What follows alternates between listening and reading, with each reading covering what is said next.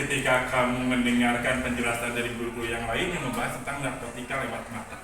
Ya, nah mungkin ketika kamu di kelas 7 belum mendapatkan materi ini karena memang takut ketahuan, kalau sudah ketahuan pasti kan dimarahin dalam pikirannya seperti itu. Ya. Yang kedua, malas, tidak punya gairah kreativitas. Nah, ada satu kasus ya ketika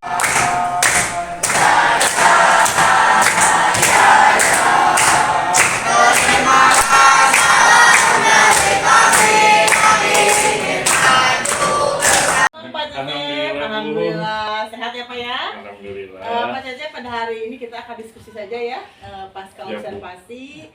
Nah, pertanyaan pertama, bagaimana perasaan Pak Cecep saat sudah observasi kelas dilaksanakan?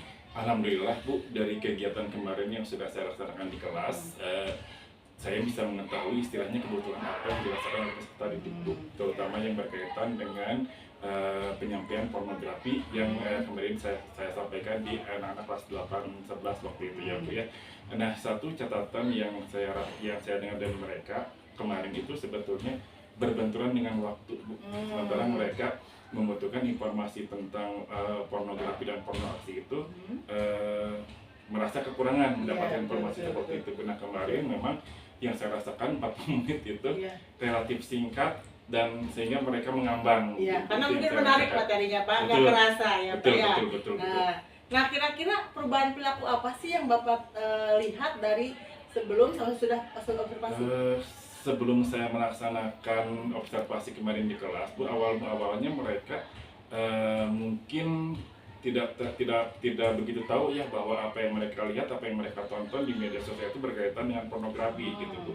Tapi setelah saya sampaikan tentang bahaya tentang pornografi yang mereka konsumsi sehari-hari, mereka jadi paham gitu Bu. Ternyata ini yang namanya pornografi, ini yang namanya bukan pornografi, dan sehingga dari situ mereka bisa membedakan tontonan mana yang sehat buat saya dan tontonan mana yang tidak sehat buat diri saya. Jadi mereka lebih teredukasi dan memilih mana yang lebih baik dari kata Bapak yang sehat atau yang tidak sehat. Betul Bu. Nah, sekarang apa yang Bapak rasakan bisa sudah ada perubahan tersebut?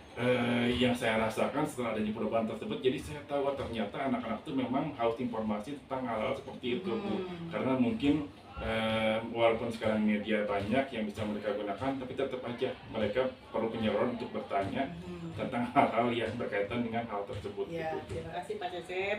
Nah, kira-kira nih kalau misalnya boleh bertanya, sudah idealkah Pak Cecep kemarin ngajar di kelas? Sepertinya belum Bu kepalanya, karena yang seperti yang saya rasakan tadi ya, karena kami itu BK tuh hanya dikasih jam 40 menit Bu, sementara anak-anak tuh kayaknya haus sekali tentang informasi yang ada di dunia konseling. Jadi mereka tuh sering mengejar saya gitu Bu, terutama ketika saya mengadakan layanan klasikal seperti kemarin, mereka tidak terpuaskan di kelas, mereka mengejar, akhirnya datang ke ruang BK dan mereka mengadakan diskusi lanjut di karena mereka butuh itu semua ya Pak ya. Betul. Nah, kira-kira kalau rating nih 1-10 berapa nih dari Pak Cecep?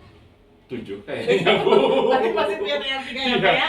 Oh iya, siap. Pak Cecep, mohon izin saya memotret ya apa yang Pak Cecep lakukan di kelas. Tidak mencari kesalahan, hanya memotret apa yang disampaikan oleh Bapak untuk kita diskusikan hari ini ya. Nah, waktu itu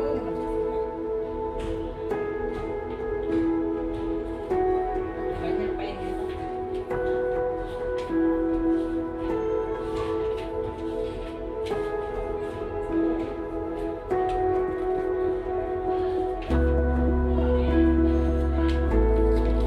Luar biasa ya di kelas melakukan absena dengan menyebutkan nama siswa ya, karena Pak Cecep mengambil fokus perilakunya keyakinan kelas, lalu juga melakukan expliking anak-anak tampak senang meskipun ada sedikit trouble ya di alat